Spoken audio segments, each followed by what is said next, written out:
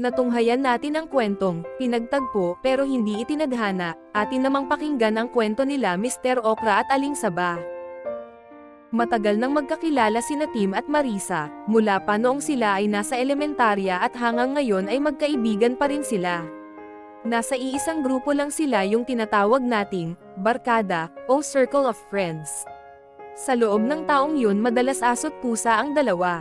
Nag-aasaran, nagbabasagan ng trip, at nagkakapikunan, madalas inaawat sila ng mga kaibigan nila. At minsan na rin silang tinukso ng mga ito. At yung panahon na yun ay parehong walang karelasyon ang dalawa. Hay, kung sinuswerte ka nga naman. Reklamong sabi ni Marisa. Napilitang pumarada sa gilid ng kalsada ito nang mapansin niyang may kakaiba sa kanyang sasakyan. Dali-dali itong bumaba at laking gulan niya nang makitang flat ang isang gulong ng kanyang sasakyan. Agad nag-send ng mensahe si Marisa sa group chat nila. Agad naman nag-reply ang mga kaibigan niya. Sunod-sunod ang tanong nila kung ayos lang ba ito, asan na siya. Nasa safe daw ba siyang lugar? At kung ano-ano pa. Guys, please calm down. I'm okay, flat tire lang talaga. Sagot niya sa mga kaibigan niya, bigla namang nag-send ng message si Nathan, send your location, utos ni Nathan, agad namang sinend ni Marisa ang location niya. Dadalo kasi ang mga ito sa isang reunion ng batch nila. Sina Sabrina, Vanessa, Paul, and Joseph naman ay nasa venue na. Makalipas ang ilang minuto ay napansin ni Marisa ang sasakyan ni Martin. Agad namang kumaway ito. Hey sexy, you need a ride? Pabirong tanong ni Martin pagkababa niya ng sasakyan. Hoy, Martin Antonio Lopez, tigil-tigilan mo ako sa pang-aasar mo dyan, suntok, gusto mo. Inis naman na sagot ni Marisa. Pinigilan naman ni Nathan ang sariling wag tumawa, ito naman. Hindi mabiro, sabi ni Martin. Banibiro ka lang naman. Dagdag pa niya. Akin na yang susi mo, ibibigay ko sa mag-aayos ng sasakyan mo, sila na bahala dyan. Oh, andyan na pala sila, ang sabi naman ni Nathan. Tuluyan ang ibinigay ni Nathan ang susi ng sasakyan ni Marisa sa mag-aayos nito. Sinabi din ni Martin na ihahatid ang sasakyan sa bahay niya. Marisa, we should go, sabi ni Nathan at binuksan nito ang pintuan ng sasakyan. Pagkapasok niya sa sasakyan ay nagulat ito nang makita si Tim, naka-sleeping mask ito at suot pa rin ang uniform niya. Hula ni Marisa, tulog ito. Napatitig si Marisa sa mukha ni Tim, pinagmasdan niya ang mukha nito. Hindi nagtagal ay nagsalita si Tim na ikinagulat niya. Hindi ko akalain na nahuhumaling ka sa aking kagwapuhan Marisa. Saad, ni Tim. Oh my, laki ng bilib mo sa sarili mo din no? Sagot naman ni Marisa, bakit hindi ba? Sadyang gwapo naman talaga ako, sabi ni Tim habang paasar na tumingin sa salamin, kaya nga Marisa, gwapo naman talaga si Tim, ang sabi naman ni Martin. Siya na ang pinakagwapong piloto na kilala ko Marisa, dagdag naman ni Nathan. So, anong ibig mong sabihin dyan Nathan? At ikaw naman, Mr. Okra, kung gwapong-gwapo ka sa sarili mo, wala akong pake. Inis na sagot ni Marisa. Ikaw naman friend, humandar na naman yang pagkasungit mo. Talaga namang gwapo si Timmy Boy. Tapos ikaw maganda. Tama di ba? Biglang napatingin si Marisa kay Martin na walang preno sa pagsasalita. Iniarko ni Marisa ang kilay nito na para bang nagbibigay ng babala kay Martin. Sumesenyas naman si Nathan kay Martin. Pero patuloy sa pagsasalita si Martin. Ang ibig kong sabihin friend, gwapo si Tim at maganda ka, bagay kayo. Bagay na bagay, di ba? Nathan, bagay sila. Biglang tumingin sa Martin kay Nathan at napansin niyang napalunok ito. Ay, ang ibig kong sabihin ay, gwapo si Timmy Boy at ikaw ay maganda, napakaswerte ko at may mga kaibigan akong maladyosa ang kagandahan, bukod pa sa pagiging modelo mo ay talagang namumukod tangi ang iyong kagandahan friend. Diba? Diba? Nathan, ganda ni Marisa. Kaya nga, maganda kung kayo na lang ang magkatuluyan, diba? Dirdiretsong sabi ni Martin.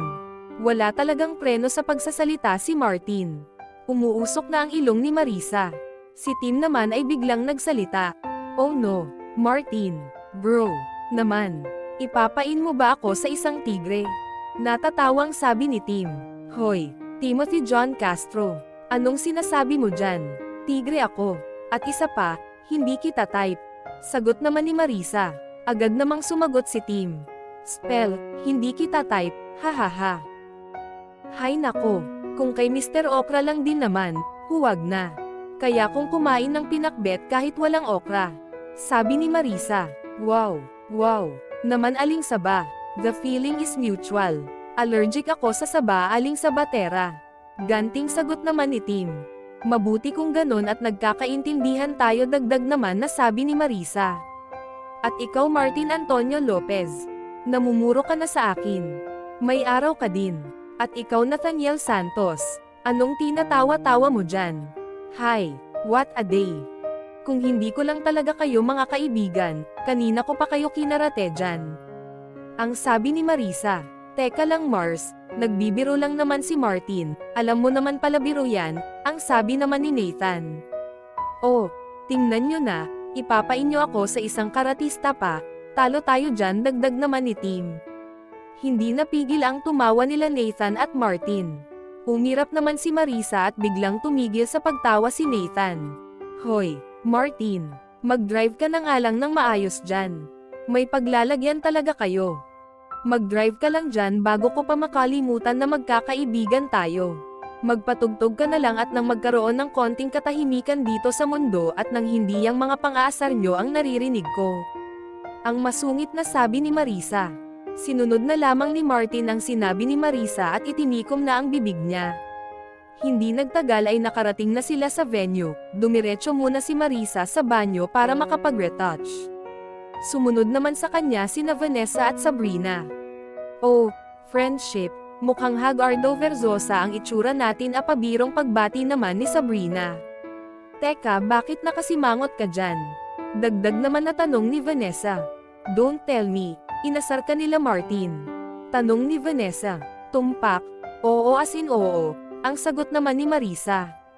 Oh, tapos, hindi ka naman pikunin na tao at isa pa kahit mang-asar yun, hindi ka naman naiimbierna, wala sa bokabularyo mo ang maasar ang sabi ni Sabrina. Well tipid na sabi ni Vanessa, napatingin si Sabrina. At si Marisa naman ay napataas kilay habang ito ay nakatingin sa salamin. Well, naiinis ka lang naman kung ang ipinang-aasar sa'yo ay si Timmy Boy.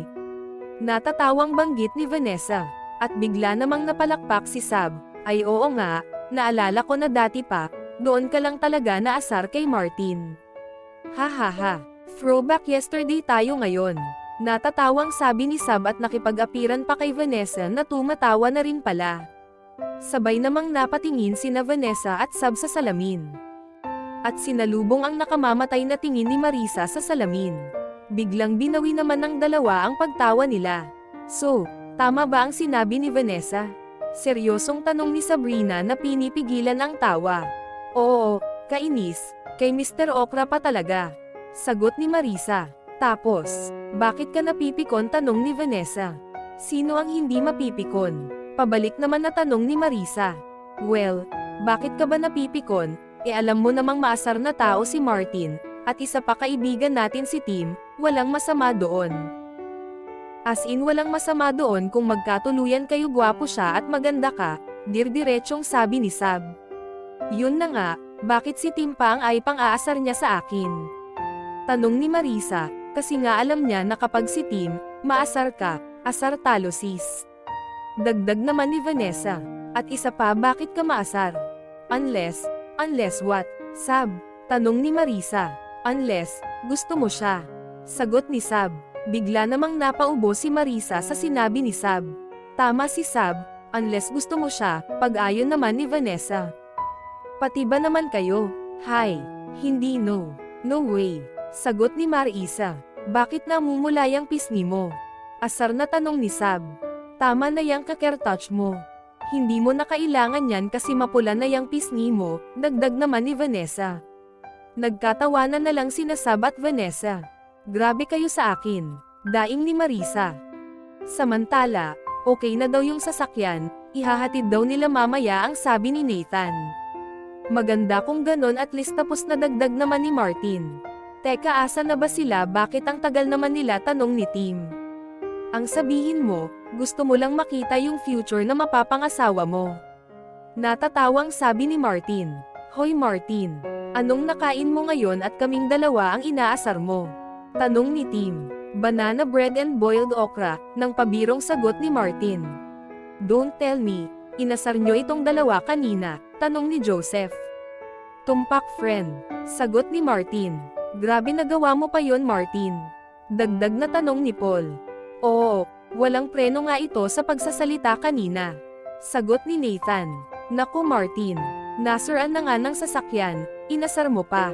At isa pa, kababalik lang niya dito sa bansa, sagot ni Joseph. Bigla namang napaisip si Martin. Akala ko ba noong isang araw pa, tanong ni Martin.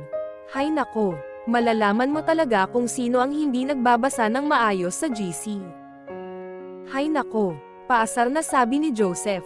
Delayed yung flight niya, kaya kanina lang siya nakarating at inasar mo pa, sagot naman ni Paul. Ay, bakit hindi niyo ako sinabihan Nathan? Tanong ni Martin. Hoy, Martin, magbasa ka sa GC minsan ha. Huwag lang puro open ng message, pang-aasar ni Nathan. At ikaw naman Timmy boy. No doubt, inasar mo din yon aka Mr. Okra. Sabi ni Joseph. Hindi na nakasagot si Tim nang biglang may nagsalita. Hello guys, kamusta na? Bati ni Simon. Oh, Simon pare, kamusta na? Long time no see, bati ni Martin. Kaya nga ang tagal na noong huli tayong nagkita-kita, sagot naman ni Simon. I heard umalis ka agad ng bansa after ng graduation natin. Sabi ni Nathan. Yup, nagpunta ako sa US, and then lumipat ako sa Norway. Ngayon lang ulit ako bumalik dito sa atin. Sagot ni Simon. Wow, pero pare, good to see you. Sabi ni Paul. Siniko naman ni Joseph si Tim. Are you back for good? Tanong naman ni Joseph. Magtatagal siguro but not for good. Sagot ni Simon. That's great. Siguradong namiss mo ang Pinas, sabi ni Tim. Oo, namiss ko talaga. By the way, kayo lang ata ang andito. Asan mga iba niyong barkada? Pasimpleng tanong ni Simon, habang ang mga mata nito ay halatang may hinahanap. Oh, kumpleto kami ngayon. Nakipagtsikahan lang sila sa iba.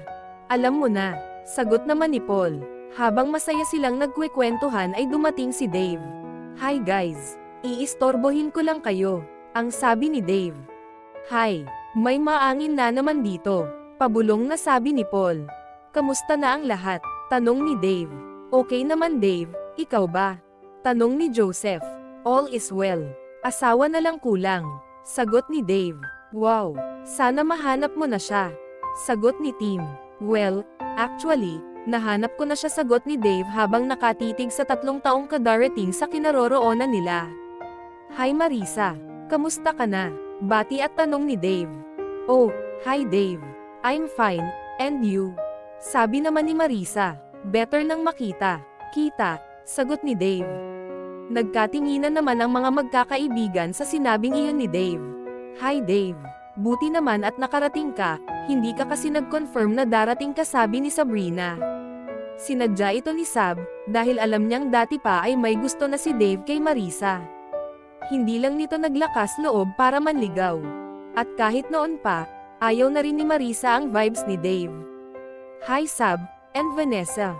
Last minute nang mag-confirm ako sa organizer, na darating ako. Medyo nagkaaberya kasi sa work, sagot ni Dave. Nagkatinginan naman ang mga magkakaibigan sa sinabing iyon ni Dave. Hi Dave. Buti naman at nakarating ka, hindi ka kasi nag-confirm na darating ka, sabi ni Sabrina. Sinadya ito ni Sab, dahil alam niyang dati pa ay may gusto na si Dave kay Marisa. Hindi lang nito naglakas loob para manligaw. At kahit noon pa, ayaw na rin ni Marisa ang vibes ni Dave. Hi Sab, and Vanessa. Last minute nang mag-confirm ako sa organizer, na darating ako. Medyo nagkaaberya kasi sa work, sagot ni Dave. Oh, I see. Ang mahalaga andito ka, sabi naman ni Vanessa. Oo, kasi pakiramdam ko din, andito na yung mapapangasawa ko. Sabi ni Dave na nakatingin kay Marisa. Good for you, sabi ni Paul sabay tapik sa balikat ni Dave. Kaya nga, lalo na't may iba pang activities ang reunion natin. Ready na ako sa mga games para sa charity natin. I assume, aattend tayong lahat doon, sabi ni Dave. Oo, naman. Tipid na sagot ni Nathan. Siya nga pala Marisa, maganda ka pa rin gaya ng dati, ang sabi ni Dave. Thanks, Dave. Di ka pa rin nagbabago, bolero ka pa rin, ang sagot naman ni Marisa. At hambog, mahinang sabi ni Martin. Hindi naman ito nakatakas sa pandinig ni Tim at Vanessa. Nagkatinginan na lang ang dalawa. Ano yun Martin? May sinasabi ka? Tanong ni Dave. Wala naman, ang sabi ko, inom tayo, sagot ni Martin sabay inom. I'll be driving pare, next time. Sagot ni Dave at bumaling ulit kay Marisa. Marisa, I heard nasiraan ka daw ng sasakyan, magvo-volunteer sana ako na ihatid ka. Sisigat na sana si Marisa nang magsalita si Martin. Dave, naku po, ihahatid siya ng boyfriend niya, di ba Timmy boy? Ang sabat na sagot ni Martin. Nagulat si Tim at Marisa, nagkatinginan ang dalawa. Samantalang, pinipigilan naman ni Paul at Nathan ang matawa. Sina Vanessa at Sab naman ay ngingiti-ngiti na lamang. Si Simon ay halata sa mukha ang pagkagulat sa narinig. Si Joseph naman ay naibuga ang iniinom. Si may boyfriend ka na? Tanong ni Dave. Dito na nagtatapos ang unang yugto ng love story ni Mr. Okra at Aling Saba. Ano kaya ang isasagot ni Marisa? At ano na naman kaya ang binabalak ni Martin? Abangan.